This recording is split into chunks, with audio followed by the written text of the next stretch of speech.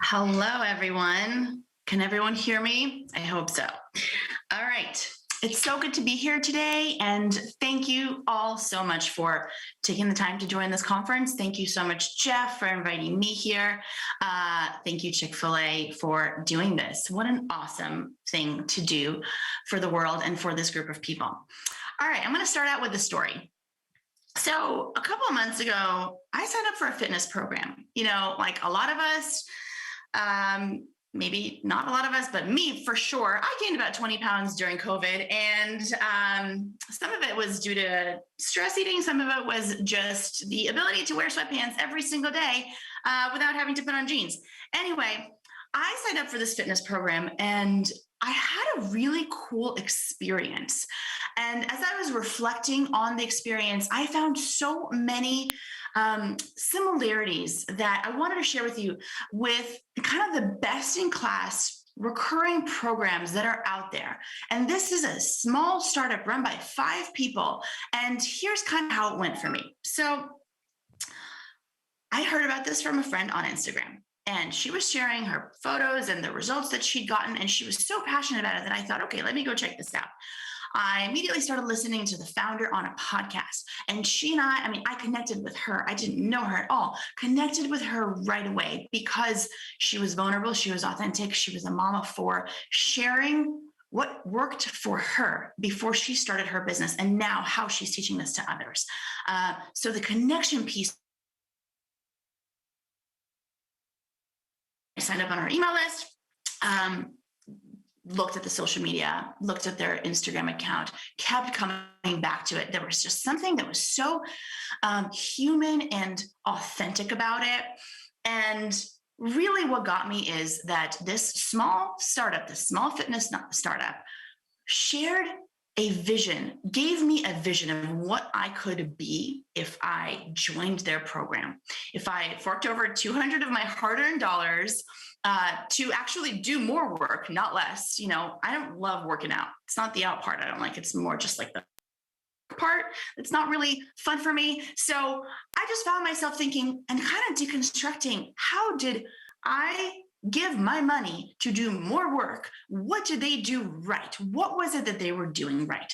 And by the way, after your initial round with this company is finished, they sign you up for a subscription program. They retain you and they do the best job of customer service. So the best experience for me was actually after I signed up. I learned that I was going to have my own personal coach, and I was going to be in a small group of 20 other people who are doing the same thing I'm doing. And my coach texted me every single week. She reached out. She said, you're welcome to text me back with any questions. The experience was so personal, but it was also so low tech. It was so doable for almost anyone who wanted to do something like this. And this really inspired and encouraged me and reminded me that, a lot of businesses these days are leaning into the repeatable revenue model, business model.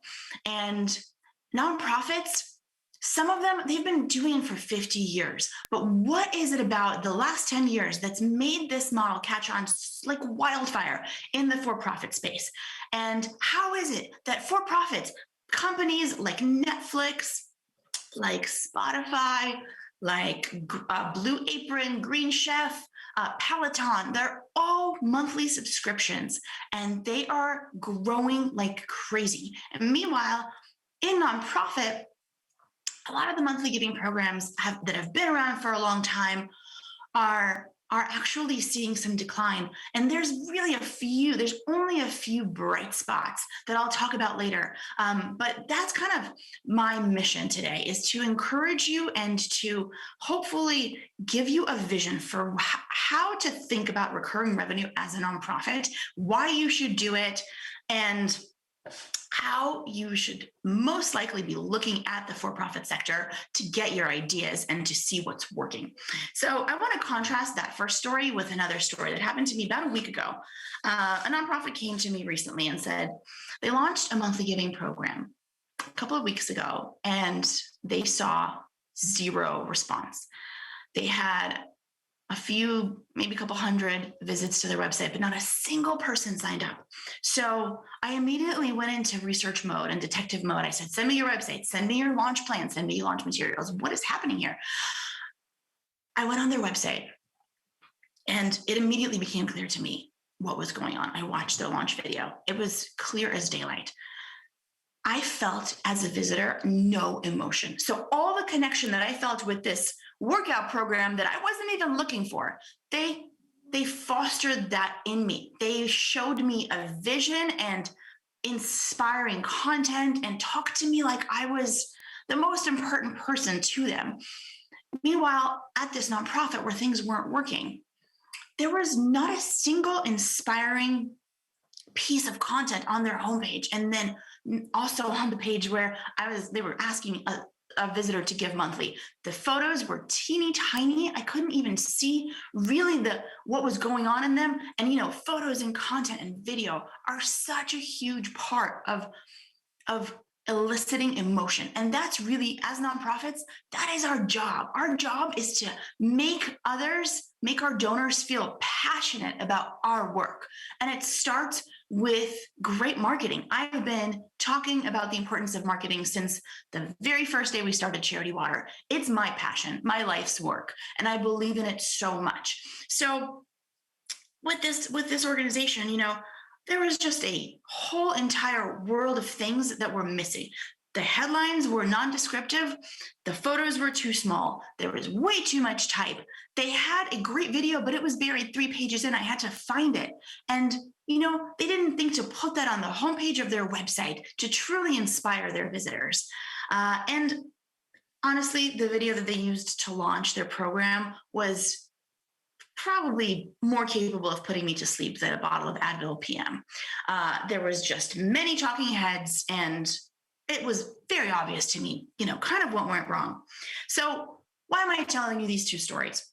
I'm not saying that nonprofits should learn from fitness instructors and how they run their business. What I am saying is I believe that nonprofit leaders, us, you, all of us, we need to start looking outside of the nonprofit industry for what is working in the most successful for-profits and also in these startups that are only run by 5 or 6 people. I get it that sometimes we can say, well, Netflix can figure this out or Spotify can figure this out, but they have hundreds of people working there. But actually, a lot of small startups are also figuring this out. How to capture someone's emotion, how to compel them to sign up, and how to retain them with engaging interactions. So the 2 things that I want you to take away from today's talk are number 1, the biggest shift in business over the last 10 years has been businesses implementing the recurring revenue model. And what that's doing is all consumers, all of us, we are now subscribed to dozens of things: Amazon Prime, Disney Plus, Netflix, Spotify, the list goes on. Consumers are conditioned to give monthly, to subscribe to things.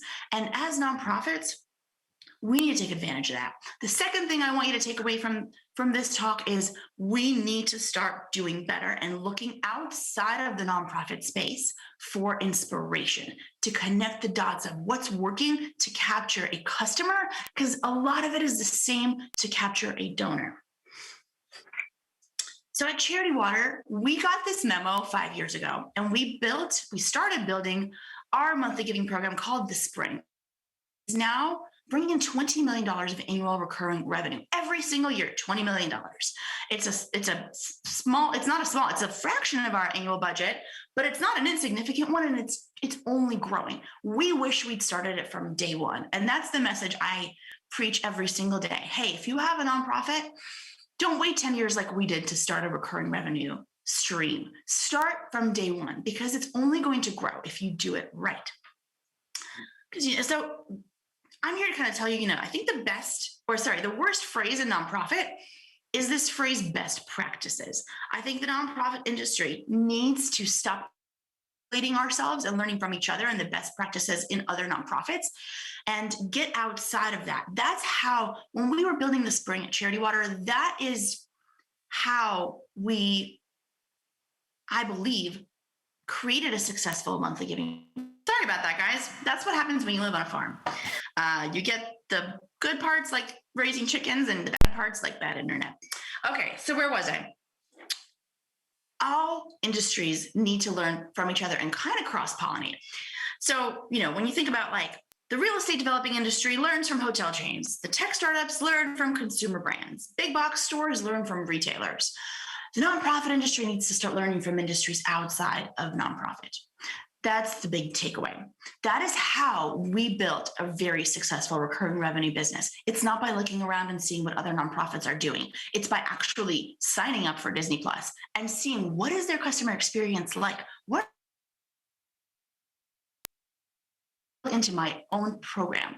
And if you've ever read the book, The Innovator's Dilemma, one of the character traits of a great innovator is something called association. It's this ability to take something that you've seen somewhere very different from your sphere and connect the dots, associate. Why does it work?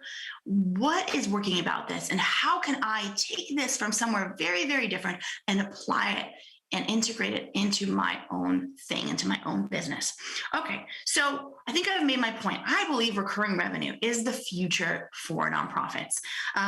Some facts here: recurring donors have a lifetime value that is 5 times greater than that of a one-time donor. And donors who commit to a recurring monthly gift, they give 42% more than those who make one-time gifts. The lifetime value is astronomically greater. And all you need to do is just keep them in the program once you've got them. But perhaps the most convincing part of why I believe your nonprofit needs to immediately implement, if you haven't already, if you have, great, work on it, implement a recurring revenue stream, is because of the freedom that it creates. We're all solving really, really tough problems. And unfortunately, because we're so preoccupied with raising money and where's our next big donations going to come from? Where and how are we going to meet our budget for the end of this year? Because we're so preoccupied with putting out those fires, what happens, right? When somebody is in a starvation mindset, they're not thinking creatively. They're not thinking with an innovative mindset. They're not taking big, bold risks because you don't know where you're going to be next year. So you're playing small if you are in that fight or flight state that most nonprofits are in if they don't have a repeatable source of revenue. And finally, oh my gosh, the community that will rally around you if you build this program well, if you keep your donors inspired and continuing to give, their investment, by them investing money in you, they will be investing their attention, their resources. They'll be cheering you on. You have this amazing community that you can pull from for other things for your organization as well. So I have a course on this. It's called the Monthly Giving Launch Guide. You're welcome to check it out. You can find it at missioncritical.co. And I teach nonprofits how to launch a successful monthly giving program. And many of the principles are completely the same as what underpins successful recurring revenue programs in the for-profit world. And now, having worked with hundreds of nonprofits, I want to share with you in closing some of the immutable character traits, the immutable characteristics of a great recurring giving product. The first one, as I mentioned, it's marketing. I wish it was something else. I wish I had a bigger epiphany for you, but great marketing is at the core, because here's why. People buy and give based on emotion first, and then they back up their decision with logic. So your job is to first and foremost inspire them if you want them to give. When I went to this nonprofit's website that I mentioned earlier, I felt nothing. I felt like I was visiting the website of a construction business or something. There wasn't any emotion put forth. And that's kind of where it all begins. That's what great marketers understand. And the way you elicit emotion, it's just through copy, photos, and video. It's 3 things. It's just 3 things. Do them well. I talk a lot about this in the course. I'm not going to drone on and on, but it's what a difference it would make to have a great inspiring video, a message from the founder that is personal, and just a really good, well-designed flow on a website. that can be the difference between nobody signing up and a lot of people signing up. The second immutable characteristic is a sense of community, right? Seth Godin has this great quote. He says, people like us do things like this. And that mindset is what drives us to all rush into the store and buy the same computer or the same shoe, to why tribes are formed around consumer products and around some nonprofits.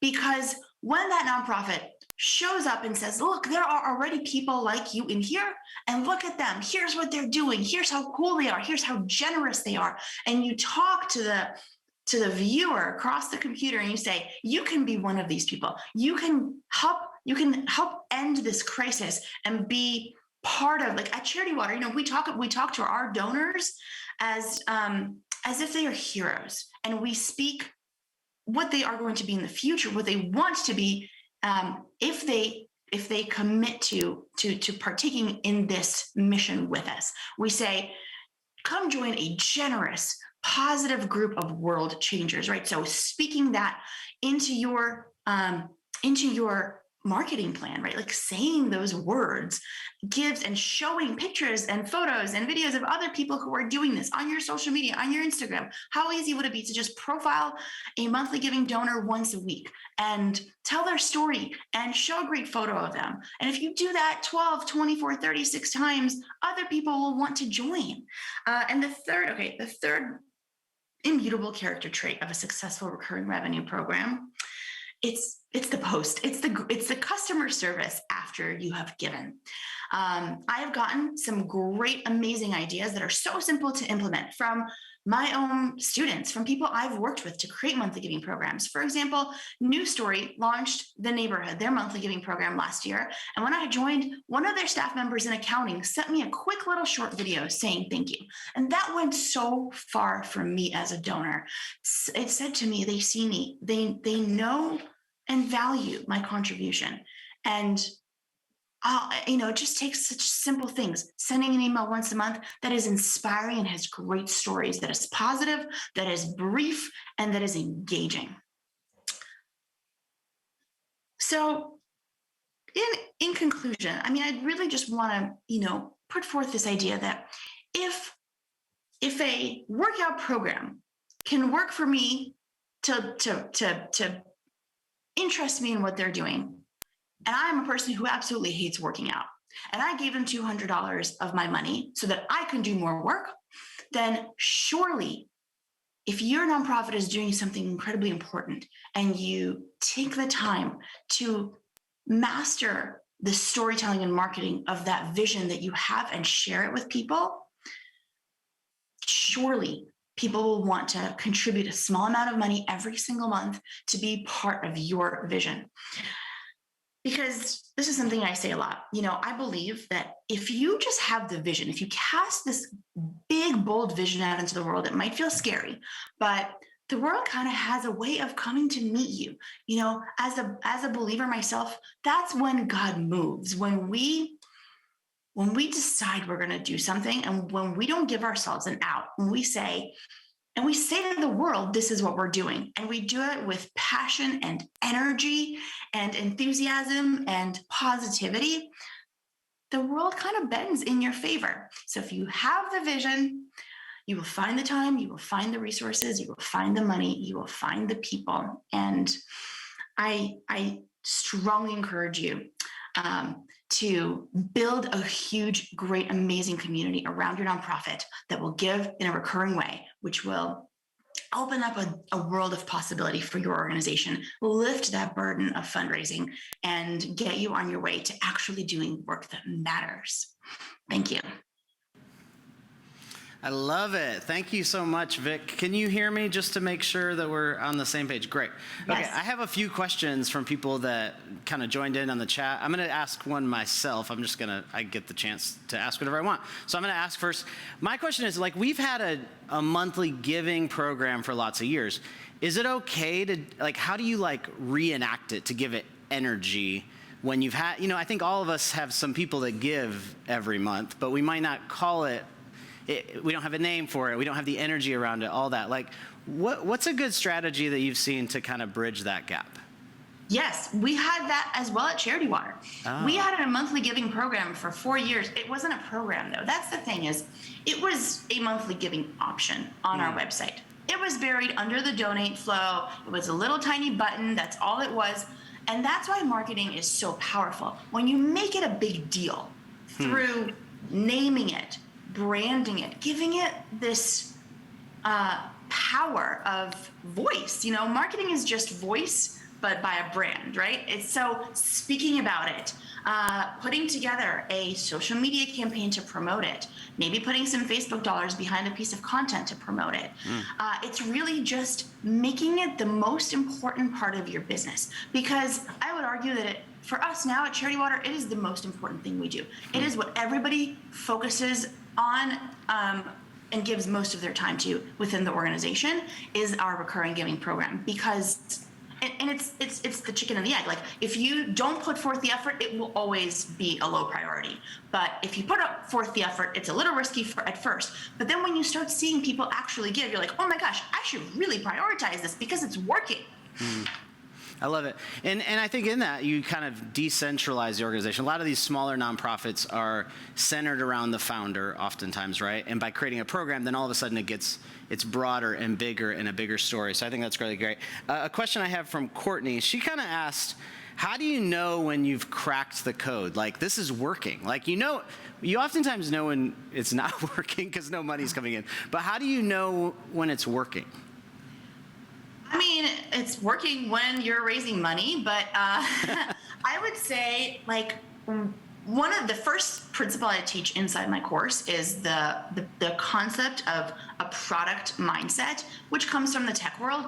And it really means to say that you've never really cracked the code. You're always iterating and hacking, away at, like, what if I change this? Yeah. Will it increase the conversion rate by 0.2%? Well, what if I A/B test these 2 emails? And you're always learning. That's the number one principle of this is, so many nonprofits, they launch a monthly giving program, they have a plan, they execute the plan, they put it out in the world, and then it's crickets. And then they say, oh crap, well, this didn't work. That's too bad. And then they go back to doing whatever it is that they were doing before. But that's not how most great products are built. That's not how, like, the Dyson was built. That's not how Spotify was built. That's not how we have built the spring at Charity Water. It was through constant iterating. And that's why I say make a decision that it's going to work and that you're going to do anything for as long as possible that you possibly can to start breaking through and seeing those rays of sunshine come in, right? Because at first it might be hard. You might be confused. But I firmly stand with the truth that it is the most important thing that your nonprofit can do, because it will pay for itself for years to come. That's really interesting, because, like, I think a lot of us, like, we do a team retreat in January, and it's like, here's the plan for the year. And you're like, no, you have to iterate, change, make tweaks in real time, all that, right? And basically make it your nonprofit's life work. We are, every day, Scott will be watching, we'll be subscribing to Disney Plus and be like, oh my gosh, Vik, come look at this cool way that they've, like, set up their form. I've never seen it done like that. He immediately calls our head of product at Charity Water, and he's like, MZ, he'll take a screenshot, send it to her. Can we test this out on Monday? We are doing this every week. We are coming up with a new idea that we can test, and it's 5 years in. All right, one more question here. This is from Levon. If I mispronounced it, I apologize. Are there demographics of who are, like, when you think about recurring donors, who are the target audience demographics for that audience? Yeah, I mean, I would say it's everyone, but that's a good question, because I see a lot of nonprofits make the mistake of using this tool to raise money for, let's say, overhead, right? And I think that people who have the capacity to give large gifts, you probably want to leave them to a personal relationship, to a personal fundraiser on your team, or you, the CEO. I don't know that you want to ask them to give $30 a month if they're someone who is able to give $20,000 or $100,000 as a gift. But even those donors, we've learned to stretch their gift over 3 years. Repeatability is built into even that approach, because I we don't want your $100,000 this year. We'd rather you give 30 this year, 30 next year, and 40 the following year. So the idea of repeatability is at the core of all of this, because when you create repeatability, you free your organization up to innovate, to create. You're no longer in this fight or flight constant mode of fundraising. Man, as you were just talking that, I'm like, I want that freedom. I want that for our organization. So thank you so much for encouraging all of us today. I know if this is the first time you've heard from Vik, she thinks about this all the time. She has incredible programs that I want to recommend to you. Our team went through one this past fall, and she's constantly iterating that program and how to serve nonprofits. I'm going to ask you, Vik, I didn't get to all the questions, so if you got a couple extra minutes, I'd love for you to get in the chats and answer some more if you can reach out to people. Thank you so much for your time today. Let's give it up for Vik in the chat. I appreciate your time. Thanks, everyone.